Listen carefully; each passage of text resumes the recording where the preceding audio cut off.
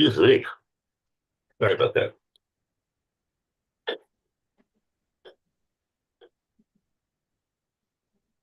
Okay, so we can. Oh, All sorry. right. Just blowing my nose before you start sweating. Hey, Okay, let's I guess I see. could have pressed the mute button. I did that. I didn't think about Okay, that. let's Yeah. see here. Okay, so there we go. So just to introduce the video, this is Tzvi Kaizen here. Um, and we have Rav Yirmiyohu Kaganoff, and we're talking about different philosophies or different halachic topics. Um, and today we're going to focus on Chumras and the various thinking behind uh, various ways we can think about Chumras. Actually, I realize I should give a little bit of a background to anybody that isn't familiar with Rav Kaganoff just yet. Rav Kaganoff is, I would say, one of the most salient figures in halachic discussion. You can find his articles all over the internet on various halachic topics. He's worked for the OU and has extensive personal experience with kashrut and all sorts of rabbinic topics dealing with halachic issues of all types. And he also writes and translates extensively. Um, and we're going to bring all this many years of experience to the table in this discussion. And without further ado, let's begin. So so last time we were talking about chumrot, and we focused on specific chumras of melicha, of salting meat, and I wanted to just sort of introduce the question of chumrot is of there's an implicit underlying philosophy behind the chumras, and there's different types. And so one type of chumrah is being choshesh for different opinions that we find in the literature, where there's different there's a variety of different opinions. For example, you have tefillin, you have Rashi, and then you have Rabbeinu Tam, and then there's other shittot of how to put the parshiot in the tefillin. So one ideal a person could have is that a person, should be choshesh for as many shittot as possible, with the idea being that we don't really know what the objective truth is, and therefore, given that Torah is so important, we should try to do whatever we can to make sure that we cover all the bases. And then the question is, well, if we don't do that, we don't take that approach. So what is the underlying philosophy of it, and what is the guidance that we should have?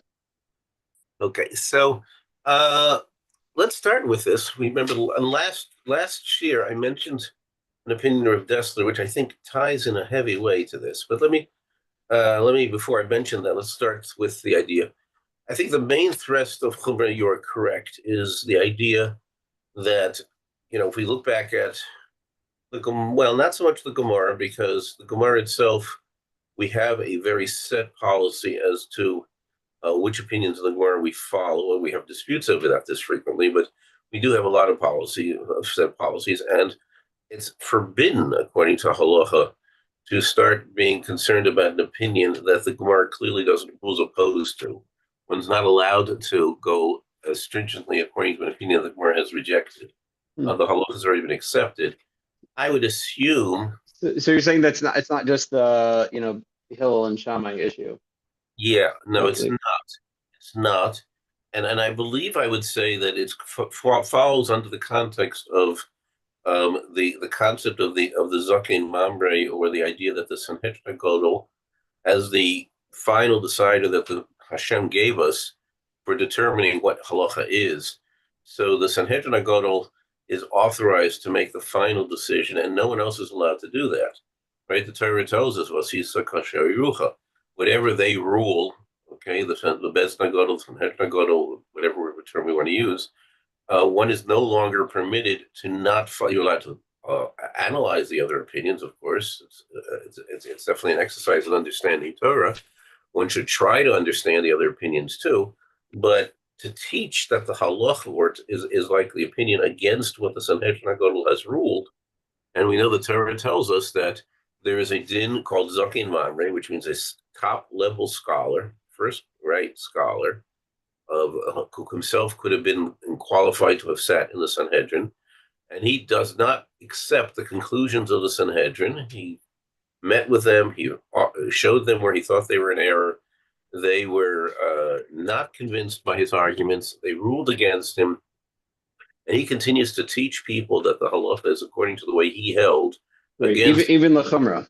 Like even even though he's machmir, that's like right. we don't really have a biased machmir chumrah. It makes So no difference. if Or Kula, we rule against him to the extent that he's given what we call there's capital punishment associated with this for going against what the Sanhedrin Hagadol has concluded. Now, should you tell me that that's only a din when there's a Sanhedrin Hagadol and it never ever applies anywhere else? Well, I do have two places that I can point to offhand where I think we can see not that way. There is a Chumras Harush in which the local Rav, in wherever this was, refused to construct an Erev in his place. The right, people wanted him to construct an Erev, right? He said whatever his reasoning was. Well, he says why he feels that he's opposed to the construction of an Erev. Rabbi, the Rush sent him that no, we don't follow that approach. Everybody accepts the other ruling, the ruling that that you can it's permitted to build an Erev. And when that Rav continued to refuse to build an Erev, in other words, he was not convinced by the Rush's arguments, the Rush writes him, if the Sanhedrin HaGadol exists today, there's no question we would rule on you in law of Zokin Mamre. right, Now that's an implicit compliment there in the sense that he's being treated one of the greatest scholars of the generation to be that. But the Rush didn't mean it that way for sure. And it's certainly his primary point is your people want an Erev. You're refusing to allow them to have an Erev because you're ruling against what is accepted by everybody. So even though there's no Sanhedrin Gadol ruling on what we're happening here, right? What he's telling him is your approach is unacceptable because no one accepts it. That's what makes it right, unacceptable. Not because it's logically incorrect, not because I can prove to you the Gemara doesn't hold that way, but simply because the fact that everyone, quote unquote, it's all the custom and practice of Klal Yisrael, right, considers this to be not the halacha, right? Therefore, it isn't the halacha. In other words, accepted practice creates the standard called that's what the halacha is. And therefore, now the basis with which we follow the conclusions of the Gemara is also the same. If you read the Rambam carefully, the Gemara was after the days where there was no Sanhedrin HaGadol anymore, right? But the Rambam says, since Klal Yisrael has accepted, all the Jewish people have accepted the conclusions of the Gemara, that makes the Gemara's conclusions, right, the ones that we have to accept. So whenever we follow it, we don't question the argument against the Gemara. That's the final halacha ruling. Once we've reached this, so anything that is either the Gemara clearly holds this way, or Klal Yisrael has clearly accepted this way, okay, there's no going against it, right? Now, since our topic is Chumra, right, or Chumras, one has no right to go l'chumra against that once it's become accepted that way. Now, it's true, right, that the concept of chumra is when something is generally approached, this is what's generally done to the more commonly accepted practice. However, there are early opinions that disagree with it. So at what point do we put a balance on it saying, okay, I want to be machmer like the minority opinion? So you expressly mentioned the question about tefillin of Rabbeinu Tam. yeah, Fascinating, because the Shulchan Aruch discusses this particular halacha, and he has a very interesting description there. The Shulchan Aruch has a very detailed description of why a person should uh, put on Rabbeinu Tam, wear Rabbeinu Tam. It was our Hmm. accepted practice is to place the parshios in our tefillin in the order in which Rashi said to do so. Rabbeinu Tam has a different opinion as to what the order of the parts of the tefillin of the Torah that are written into our tefillin should be, and that's what we refer to as Rabbeinu Tam tefillin. Okay, usually, Rabbeinu Tam is not the only one who disagrees with Rashi on this. There's a lot, right? So so the Shulchan Aruch says that it's a nice thing to do. It's an important, it's a right thing to do. Right after saying that, he says there that only person who should do this is a person who is known for being a big, well known for his chasidus, for Hmm. his exceptional actions. Right, The common person should not do it.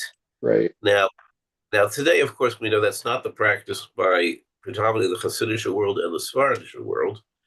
And what they respond to it is that, well, that's only if you're going to be standing out when you do it. The average person doesn't do it, and you do it, so you're standing out, and that's showing that you're really from and really not, So Hmm. that you shouldn't do it unless everybody's doing it. If everybody in your circles is doing it, and you're not standing out, then it's okay. So since everyone in the Hasidic circles does this, and everyone in the Sephardic circles does it, you don't need to be exceptional to do it.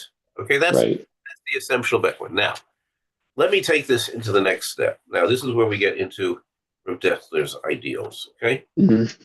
Rav Dessler says that our goals are to grow and do Hashem's ratzon, and that's a things we do in act and in growth of personality, and definitely growth of personality is the more difficult of the tasks. Okay, and we have a mitzvah according to the Rambam of a halachta b'drachav, which is for us to grow to be our to develop our personalities as close as we can to Hashem's growth. So Rav Dessler says anytime somebody takes on a chumrah, most of the time it's going to be negatively impacting on his growth as a person Hmm. because he's going to be thinking that oh, I'm greater than other people because I do this and other people don't do it. So I'm firmer than they are. I'm greater than they are. And not just the fact that this impedes his growth, it destroys it as a person because now he's the greatest. So if he's first of all, that itself is destruction, right? A total destruction of himself. The person has to see how small he is and how little he is and how little he is accomplished relative to what he could accomplish and relative to the skills he has. And certainly, even if he accomplished wonderful and great things, comparable to what Hashem is. So a person is always supposed to be looking at himself as small and less significant. So the taking on of a chumrah becomes a self-destructive action in and of itself because it feeds the ego. Okay, and feeding Right. the ego is extremely harmful. I'm just wondering if we could blend the interesting Rav Dessler seems to be focusing on the psychological, personal internal midos aspect, whereas the Mm-hmm. Shulchan Aruch is focusing on kind of a sociological cohesiveness. You're part of the Kehillah, and I wonder if we could blend them and say that the problem is your estimation of your personal, spiritual, I don't know, ruchnius state relative to that of the Kehillah. And if the Okay. whole Kehillah does X and you decide, well, the whole Kehillah is wrong, I'm doing Y, then the way you're viewing yourself in relationship to the Kehillah has necessarily changed. Mm-hmm. And maybe that is a way of looking at at both as different sides of the same perspective. Yeah, I hear that very, very well. Okay, very well. I want to point out something here, which you Yeah, touched on here. We are required to use our intellectual abilities to analyze something to the best of our knowledge and to reach a halachic conclusion on our own. right. Okay, those who are capable of doing so, right? I just to give you an example of the Chai Odom in introduction to his Sefer. It's actually the second introduction he mentions, which is a basic instruction book on the laws of the daily laws of Orachayim, daily laws of day-to-day activity. He writes there that he wrote the Sefer because he found a lot of people were lost in trying to figure out how you should reach the conclusions of what to do because there's just a tremendous literature of opinions, and he saw that people were making decisions that were really poor decisions. Hmm. He wrote the Sefer in order to show people what he feels are the correct decisions for Hmm. those who do not have the time to go through all the material and figure out on their own what the correct procedure is. He writes there, God forbid anyone should go through a sugya and just follow what I do instead of when they have analyzed and reached the conclusion that you should do something else. Right. He's emphatic that you should follow your own analysis. Now, I will tell you up front today that that is not the style of today's world. It's become much more of follow what's res, follow what the Mishnah Berurah says, follow what this says. Blank out your own independent thinking when it comes to what you do. Only Right. think of it as an intellectual exercise. Um, he's definitely opposing that. Now, here's where the point is: if a person reaches a conclusion that this is really the halachic opinion we should be following, Yeah. then that's not a chumrah anymore, even if other people don't do it. Oh, interesting. Well, It was okay. he's Right. he and I'll pick an example of which is we can see that those who can't see us hearing us won't know this, but let's say someone has reached the conclusion that the murex is the correct tchelis to wear. Okay, now Okay. I've gone through the topic and I've reached the opposite conclusion. I've reached the conclusion that murex is not the correct tchelis. It definitively is not so. Let's say somebody reached a conclusion that it definitely is so, and he's in a community where nobody else is wearing that. So he would seemingly be required to wear it because that's how his halachic conclusion was. Right. Okay. Now that sounds interesting. Now I'll share with you another halachic sukkah. It does say you should follow what the community does. Right. Now that's where you're not doing it because I'm convinced that's the opinion. It's just that I'm not considering myself necessarily in that league, but I know that there are different opinions, and this is what the what the custom is to do. And at the point at which that's what the custom is to do, I should follow what's the accepted custom, certainly in public, right? I should follow that approach. And Hmm. according to Reb Dessler, it would seem even in private as a rule of thumb, because it's dastardly to my personality growth. Okay. As you refer to it as emotional, psychological, and it's true. He's looking at it as a Baal Musar, and he's looking at it as how do you grow as a person in serving Hashem, which is definitely how he's looking at it from the perspective of Musar and psychology and personal growth. Okay. And he's telling you that to consider myself one up on everybody else because I'm machmir for this, right, is that dangerous.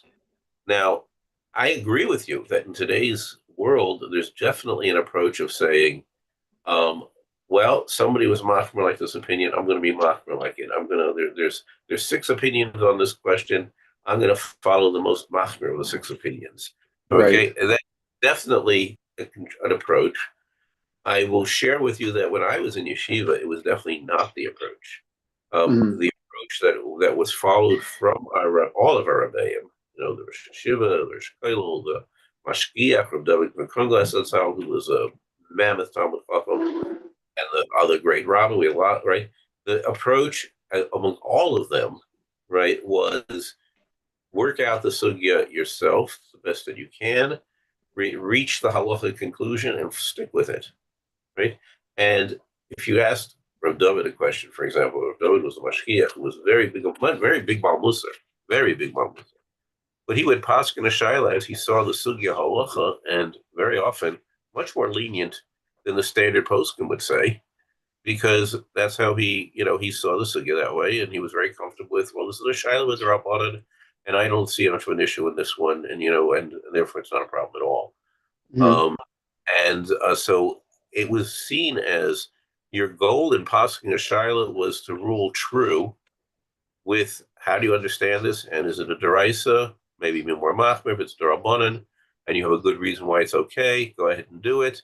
It's fine, etc. And that was definitely independent. Now, humra, you're correct. Humra is, do we consider ourselves these other shitas or not? That is not the major shita.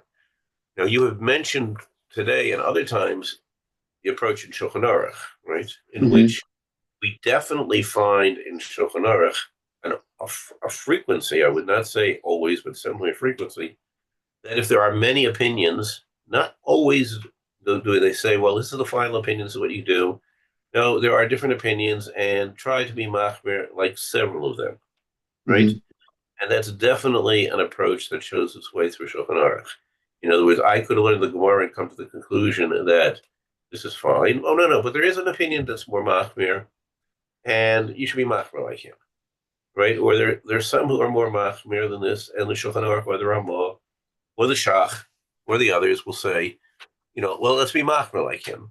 Hmm. And, and you're correct. The reason for that is that we're saying, well, we don't know. We can't say we are absolutely certain, right, which opinion of the Gemara, right, or the analysis of the Gemara and the Rishonim is the correct one, Hmm. right? So Shulchan Aruch usually follows his approach of, well, you've got of the major poskim Klal Yisrael accepted, right? The majority rule this way, so therefore we're going to rule this way. And then we have others saying, well, maybe the other opinion is right. Hmm. And if the other opinion is right, you're doing something that's really not allowed. And since we don't have a Sanhedrin ruling for us, and we don't have a absolute meaning of Klal Yisrael, right? Hmm. Then we should be concerned, right? So you're right. Okay. Now your question is going to be, I assume, how does that tie into Rav Dessler, right? Right. Right. Well, And I okay. and I think what I would say here is Rav Dessler would tell you, you don't have to go looking for the most lenient opinion. Uh-huh. He's saying that once Shulchan Aruch or Ramah or Shach or Mishnah, whoever it is that's being accepted as the Poske Halacha, the Gedolei Poskim, the primary Poskim, they say be concerned about this, right? Then you should do it not because I think that I'm firmer than others or Mahamach than others, but because, right, that's what the halacha requires according to my understanding, right? And by definition, that mitigates the problems that he points out. Think about Hmm. what concern he has. The concern he has is that I am making myself into a better person. I think that I'm better because of this. Right. And therefore, so first of all, that itself is suicidal in terms of what it does to my neshama. More so, I don't have to work in other directions. Hmm. I'm really supposed to constantly be working and growing in terms of my personality and making my personality and my mitos, whether it's my alacrity, whether it's my willingness to part with my funds, whether it's my willingness to be patient for other people or to be tolerant of the intolerant or be tolerant of other people's difficulties or be available to them or whatever else it might be, which are the goals that I should be spending. That's the jewels I should be working on in my life. And instead, I devote my energies towards, oh, this opinion I should be machmir for. You know, as a as a chosh of a yid once told me, uh, you could also serve the Shulchan Aruch like Avodah Zarah. You can worship Avodah Zarah. And, Oh, yeah. what he meant was when it becomes too much of a, oh, I'm trying to do this, I'm trying to do that, I'm trying to be machmir like this or that, or right, then where's God in the picture, Right. right? You become a complete religion of inches and meat and inches and weights and pounds, right? And not about developing myself, right? Right. To be accused of that as a religion, it's not an accurate. Once we accept that that's what Hashem wants of us, it's not accurate. However, Hmm. when we put our entire, even a majority of our emphasis into that, and we lose sight of how we're supposed to grow as a person, right? Then that's where the problem lies. Okay, so Reb Chaim Soloveitchik, Chaim Brisker, famed for his analytic methods of learning Torah, right, and Hmm. his teaching to the generations of all that. In his city of Brisk, he was best known for being the one who refused to put a lock on where his wood pile was to keep his house warm, so that Uh-huh. all the poor people could freely raid his wood pile and get wood so that they would be warm in the winter. And therefore, the Balabatim saw that, well, the Rub doesn't have enough wood to keep his house warm. So they have to keep adding wood to the pile. Uh-huh. And they said, well, lock it because we don't want everybody else to get there. And he said, I'm not going to lock it as long as there's an old Jew in town. I'm not Uh-huh. going to allow that. And so you have to make sure that the poor are also warm. You can't have the poor frozen. So, Yeah. but that's he was famed for his brilliance, but he emphasized in his personal life his dedication to those who didn't have, the needy, the everyman, Hmm. right? Poor man, not that was his. So his dedication was to his growth as a person. Hmm. We get back to that, notwithstanding that he was well known for his personal chumras of things that were more or less always things that when he analyzed the topic matter, he wasn't convinced, right, that the way that this is a mutter thing to do. He thought about it. He said, well, maybe it's mutter, maybe it's not. I'm not sure. I don't want to do it, Uh-huh. right? And that was his approach. So I don't, so in terms of, yes, there's an idea that people are koshish for the opinion that might not have been a majority opinion to be with, or the primary opinion to begin Hmm. with. Yes, we find in the halachic authorities a tendency at times to be machmer like other shitas that are not necessarily the primary shita. Hmm. Yes, if you follow that approach, you are not necessarily probably not going against Rav Dessler's evaluation, right, as to why that's such a terrible thing to do, right, because it Yeah. isn't a situation. Um, at the same time, we definitely want a person. Here's where we have a curiosity, which is just a curiosity in terms of the way our religion works. This is a whole face of Torah. We're required to be responsible to use our God given talents to analyze to the greatest extent possible the sources, materials of this Torah, and to reach the conclusions as to what is correct. Right now, that means that a person has the abilities and the experience to do so. He's supposed to reach his own conclusion, and he's supposed to be training his intellect, and he's supposed to be using himself to go to the utmost end and make the final decisions. Hmm. At the same time, that he's not supposed to think that that makes him any better than anybody else. Right. Right? Well, but that's the challenge of not saying I don't have gifts from God. I have lots of gifts and I can use them, right? But they're gifts that I'm given as to try to use.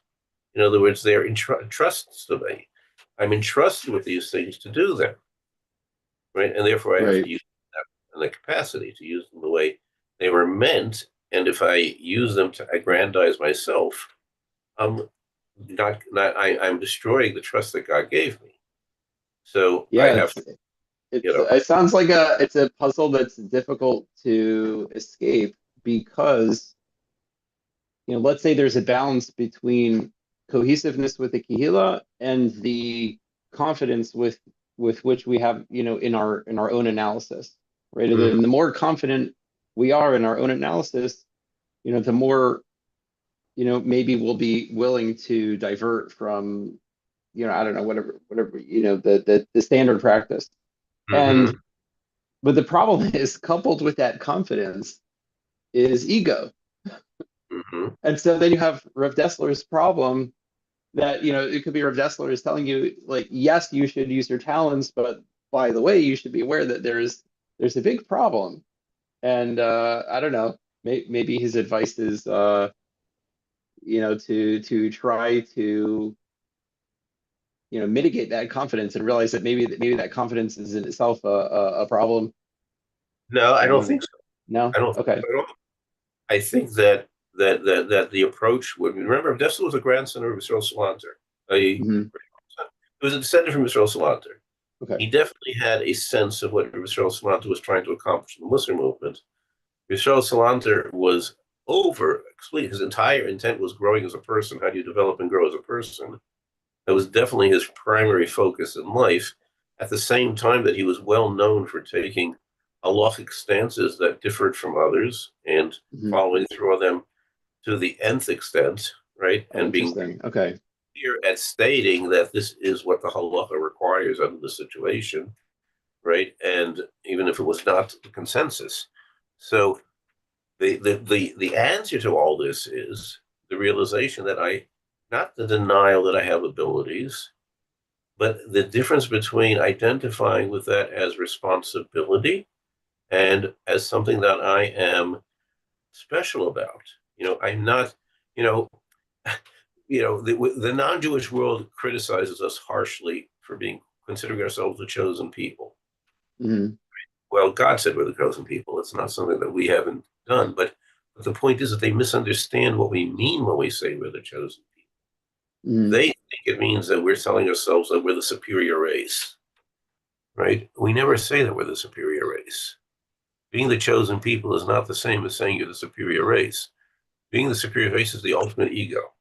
Okay, I'm Right. better than the others, and therefore, what do you want to call it? The white man's burden, or or the Aryan versus the others, or whoever else you want to look at it. That's all ego to the extent that I'm better than everybody else. Okay, the concept of right of being the Orla Goyim, right, is to be the light to the nations. Is that my I have a responsibility, and I have to view it as such. If I don't live up to my responsibility, I haven't done the basics. That's what Hmm. I'm supposed to be doing. My responsibility is to analyze. My responsibility is to help. My responsibility is to educate. And when I do all of these things, I'm carrying out my responsibility, and I have to keep growing and growing in those responsibilities because that's what the job I have is. Now, yes, many people find difficulty, mastering that, and at the same time not realizing how this leads to greater ego. But it doesn't Hmm. have to at all if it's handled responsibly by the possessor of these things, and that's what we're trying to do. Our job is to recognize that and to do that. In other words, our job is to recognize that, we are nothing in any type of thing compared to God other than doing what God wants us to do. But we were given a lot of talents in how to figure out what our God's will is and how to do it. And we have to keep growing and increasing in what we're doing in that direction, right? And that makes us, greater servants of God, but not greater than the next God, right? Now, that's where the challenge is that I shouldn't feel that I'm therefore greater than the next God, right? Right. And that's really where a critical issue here, and that's where Rabbi Yisrael was saying, if I start being machmir on things that I'm not halachically required to do, they're not something that I've reached the conclusion you must do. He doesn't talk about that aspect in that place. They're not something that the halachic custom is to do. They're not something that the halachic authorities say you should try to do lechatchila, right? It's something that is definitely accepted as something that you're not required to do whatsoever, Hmm. under any level. And I start being machmir for things like that. And he picks about things like somebody who decides to bring in Shabbos very early, Hmm. earlier than everybody else does. In other words, everybody agrees you should try to be machmir for Shabbos 18 to 20 minutes before sunset. That's the custom when women light candles. And that's the time at which, you should be ready for Shabbos. Okay, may you haven't done mincha yet, mincha, but other than that, you should be ready. Shabbos should be ready to come in 18 to 20 minutes before sunset. You should be relaxedly ready to bring in Shabbos and welcome in Shabbos. If somebody decides he's going to be ready 3 hours before that, okay, and he's taking it on as a personal chumrah. That's his case there, if I'm not mistaken. One of his Okay. cases, he decides he's going to be taking in Shabbos 3 hours early. Okay, now, if he wants to be prepared for it, that's fine. But to say that therefore I take on as an always chumrah, which I know nobody requires, that I'm going to take on Shabbos 3 hours early, right? He says, well, what that does to the person is, right, it poisons his feelings about who he is relative to everybody else. I'm better than everybody else, Interesting. right? In other words, that's where he's concerned, right? And it's why do that when the halacha doesn't require you to do that? I mean, what Is if he just kind of likes it? That's fine. What if he He's not, just he's enjoys not doing the, it as a chumrah by uh, definition, right? Once you say I'm doing it as a chumrah, that by definition means it's something that I know I'm not required to do, right? But I'm doing it because, right? Oh, I, Dafka is a Chumrah, not because he just enjoys bringing in Shabbos early and just that's right. enjoys As the, a matter of fact, okay. I'll tell you another situation which I don't think is included in Dessler's point at all. Let's say he tends to be somebody who he has a track record that he runs too close to Shkia, Mhm. right? He's just Okay, not ready. There's a right, track, and he wants to make sure that he doesn't do that. Now, what is always the solution for a problem meter that everybody has? right. You go to the opposite extreme. Right? You try to train yourself by going the opposite direction, so you'll end up in the middle. Okay, Mhm. that's the goal. So if somebody is a type of guy that he misses flights because he's too last minute, or he gets too close to Shabbos because he's too last minute, so he takes upon himself that in all matters he's going to try to be prepared extra early, right, in order to force himself to get back to be at the point where he should be. Certainly, Odessa's not opposed to that Mhm. because doing those let's say somebody is tends to be too curt with people, right? So how is he going to respond to that? He's going to find the people that really annoy him, and he's going to spend time with listening out to all their woes and problems and everything like that. That's not Is that wasting time when he could be using that time to do something else more efficient? Right, That using his time to grow, right. right? So all of this is part of that's certainly not this was not opposed to. He was looking at it as, I know it's a chumrah. I'm doing it as a chumrah. I'm not doing it for personal growth. I'm not doing it because that's what's accepted. Right now, let's go back to your original question about Rabbeinu Tam Tefillin. Okay, if somebody is in a circles in which everybody wears Rabbeinu Tam Tefillin, he's a Chabad, or he's in a Siddur everywhere, everybody does that, or he's in a Sephardi Chevra where everybody does that. If he doesn't do that, Mhm. then he's making a statement, then I don't do something that everybody else does. Right, That's also not good for him, right. right? In other words, if you're in an audience in which everybody dresses a certain way, Mhm. whatever it might be, right? They wear, let's Right, go to white and black, right? right, And you deliberately don't dress that way, you're standing out, right? right. Now, if you're in an audience in which everybody is dressing little what we call Litvish standard, and you decide you're going to dress differently in Hasidic standard, right? Right. Or everybody wears, suit jackets, and you're going to wear a long coat all the time, right? That's what you're going to Yeah. do, right? So you're standing out, right? Right.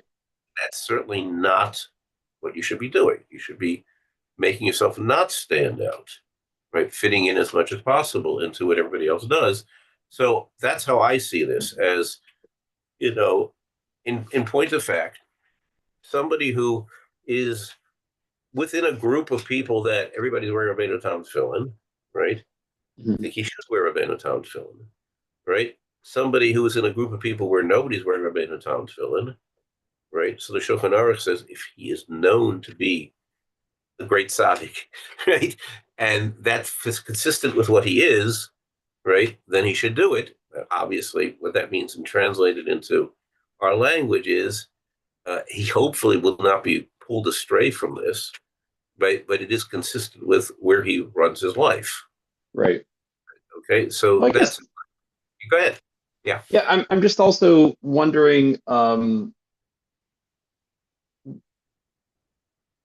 like where is the limit to it? For example, um, bringing, into it, modern Hardy attire, which I've never been very good at conforming with the attire, but Right. maybe I can work on that. But but just in the theory, there can be a problem where you could have an emphasis on conformity on the Kihila that ends up having more weight than it ought to, just because it's so salient and everybody, sees it. And the second thing is that there's no end. For example, you could say, oh, well, everybody, davens with a hat. And then we see, oh, wait a minute, everybody wears a fedora. So now you have to wear a fedora. You can't wear a different kind of hat. And then people say, no, no, no, it's not just the fedora. It's this brand of fedora. Everybody's got that, and then, well, you have to have that brand. And the problem, that I'm just wondering is that there's no end to it. So you have different communities, that are marking down the type of shoe, the type of socks, the type of pants, and then, at some point, um, I just imagine just as a matter of practicality, there has to be some wiggle room for diversity, because Mm, otherwise it could just, I don't know. What does yeah, Rob think about yeah, that? yeah. Let me think about it a bit more because you've pointed out a very big problem, and you are correct. And I didn't mean at all to imply, right, that the question you raise is exceptional. And I'll just give you examples where it becomes really problematic. Uh, Uh, Many times the communities have made xeris against people spending too much on, let's say, smachot or on right. clothes. I know that's because I'm a Lutvak, probably. I would ban Steinmuch.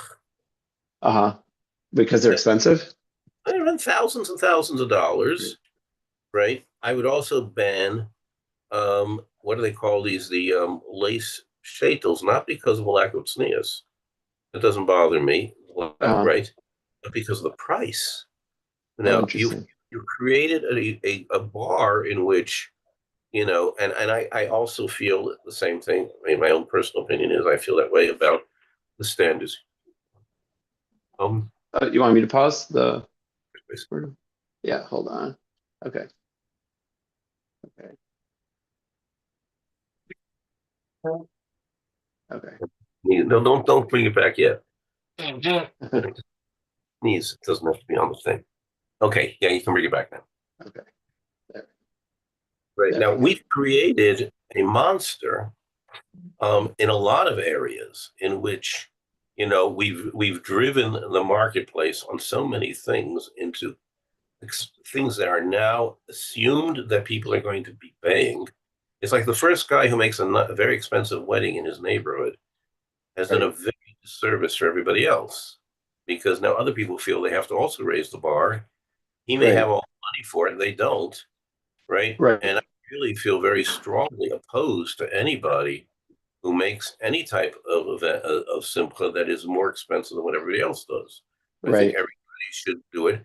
Now, they used to make community takonas all the time because of this problem. It's an old problem going back centuries Really? where the Okay. rules, now we would never be able to live with some of these rules. For example, the rule was a bar mitzvah should have only 10 or 12 guests. Interesting. I don't remember, it depended on the community what the rule was, but that was the type of a rule it was. Weddings, right, could have those who were close enough to the chassan and kala that they would be psuliatus together, which means first cousins and closer relatives, plus a very limited number of other guests that were invited to come to the wedding. That's so interesting. Yeah, Well, I now, mean, we do have the Xer with the funeral attire.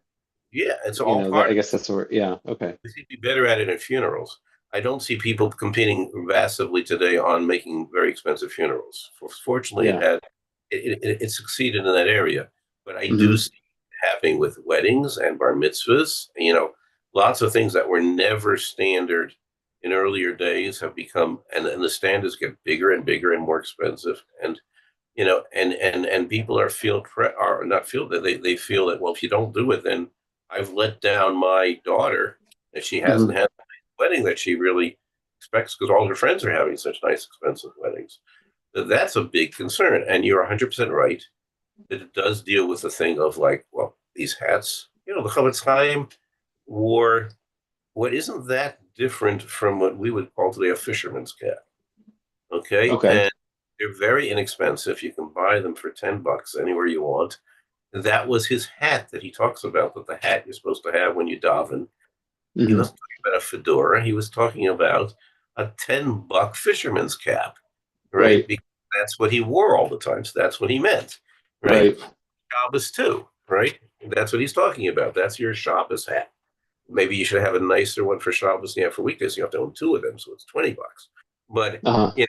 we're not talking about fedoras that run, I don't know, $400 or $500 a piece, right? We're not talking about stragglers that run $5,000 a piece.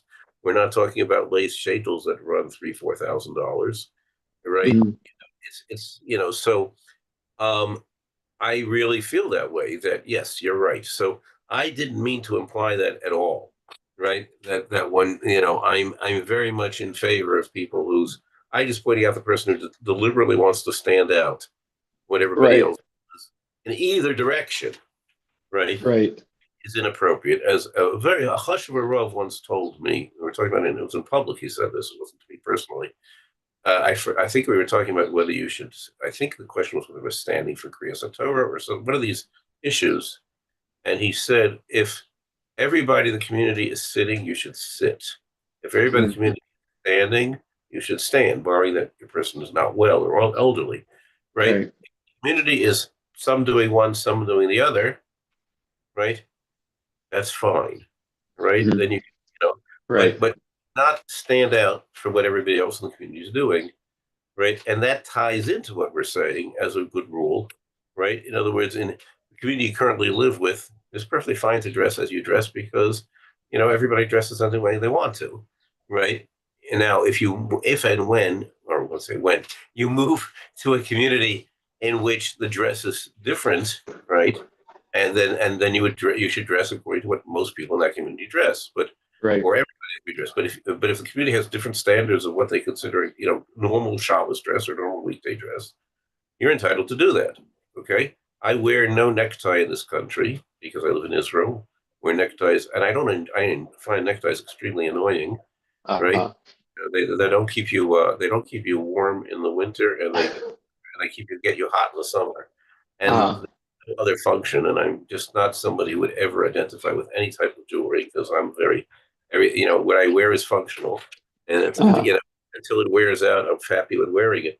So, but when I go to the States, let's say, since I'm a rabbinic figure, and the rabbinic figures in the States, everybody's assumed to wear a necktie.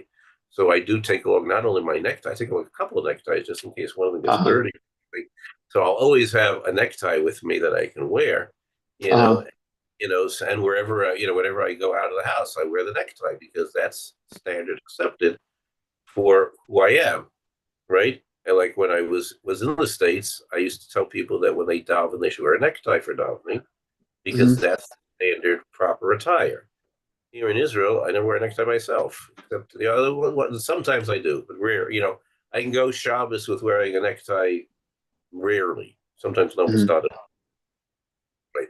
Because I don't, it doesn't, I just, there's nobody around me is necessarily wearing one, and I don't feel uh, that it necessarily part of my attire. Just picking that as an example of fitting with your community, okay? And Right. if the entire community does something a certain way, right, then that no longer becomes necessarily what I would call chumrah, right? Even if it is chumrah, technically speaking, but once it Right. becomes accepted, right? But you get into all sorts of things that people are Right. machmir on. Okay. So And, anyway, yeah. and something I'm wondering, going back to the story of Reb Chaim, Hmm. with the wood, uh, I just wonder if the dynamics are a little different for a community leader. Like, what if Reb Chaim was saying, look, if I was an individual in the community, this would be considered like a yara, just sort of like leaving it unlocked and everybody could come. Like maybe, unless you're like the town gvir, that's like a little too much because most people can't afford to do that or they, it's not sustainable. But, what if he's thinking, look, I'm the town leader. Everybody's looking to me to sort of figure out their priorities. Okay. I disagree with that here Okay. because of the fact that we're talking about doing stucco, Hmm. right?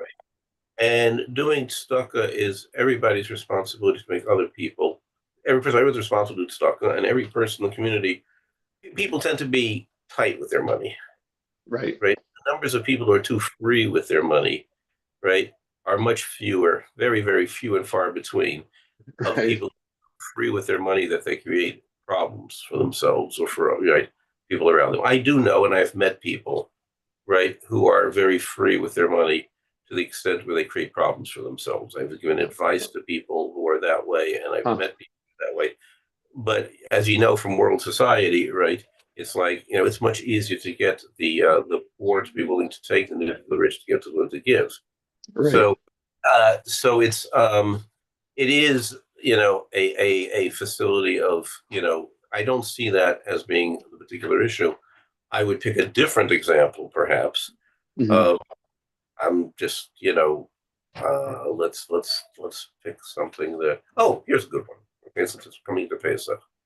Okay, it's become very stylish today for people to be machmer, not to use chametz that was sold over Pesach. Mhm. Okay, I think it's a mishagas. I'm not going to go into the halachic reasoning why I think it's a mishagas. Okay. I sent that to you. The Vilna Gaon was personally machmer, but I can explain why his personal chumrah would not. I don't believe the Vilna Gaon himself would have been machmer today at all. Okay. And I feel it is completely out of place for people being machmer on this today. It's become a very stylish chumrah to the extent where people pride themselves on it. Even Hechsherim advertise that whether their products are from product that was sold or not sold over Pesach are ground out. Interesting. I I, wonder if in Israel it's like mixed up with the Hadash issue I don't think. where, I think it's simply gone out of proportion where people, oh, that's what people are doing. I myself have this yeah, difficulty to a certain extent, even though it's counted what we said. We're going to have to hold on this for now today. yeah, But um, the you have a thing called sociological Judaism. Like people have asked me, like, what hechsherim do the people do people use this hechsher, right? And I have a standard answer for that is I don't know and I don't care, uh-huh. right? I don't really know whether people use that hechsher. I don't really care whether they use that hechsher. Hmm. I, if I have information, I'll have information about that hechsher. I'll tell you whether you should use it or whether I would use it or not. It has Hmm. nothing to do with whether people do or not. I know people use things that I wouldn't use. I know people don't use things I would use. But it has, it's more. I'm into finding out whether they, it's the average person, does a lot of their mitzvah keeping sociologically. What are my friends doing? I want to Hmm. stick out with my friends, and that's diametrically opposite to what we've just been saying. And Right. it's for a very different time, Huh. right? An Okay. important topic, but not for now. Yeah. Okay. And anyway, so at this point, you can All right. close Well, it. I guess before we go, I just would the formality of thanking the Rav for taking the time to explain and talk about this topic. Okay, And now. for now, we will just pause and stop. the- Yes. Okay. Have a great Okay. job.